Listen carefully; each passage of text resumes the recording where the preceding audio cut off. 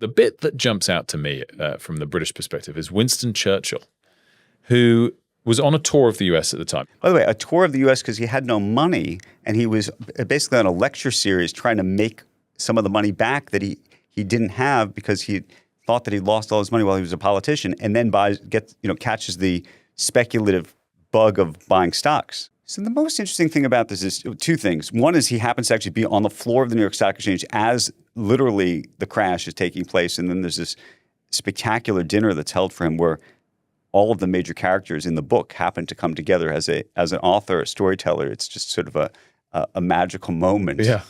But later on, as he's leaving the U.S., having watched somebody he thinks jump out of a window, by the way, after the crash, which he watches from his own room in the Plaza Hotel, he writes about his experience in the U.S. and says that he ultimately believes that the U.S. form of capitalism, this idea around speculation, this idea of resilience, is so strong, and it's actually something he wishes that the UK had. I've got the quotes. Let me read these because these jumped out to me. He said he was impressed by America's unshakable faith in a golden future, and he said Englishmen, quote, would do well to acquaint themselves with the inherent probity and strength of the American speculative machine.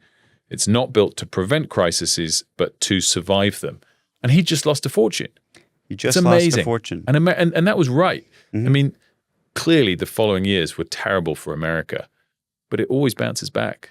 Look, the truth is, and it's interesting because I've been talking a lot about this book over the past couple of weeks, and people inherently say, are we about to have a crash? And I say it very well may be that we will, but it has paid to be, at least in the United States, a professional optimist much more than it's ever been paid to be a professional Cassandra or skeptic.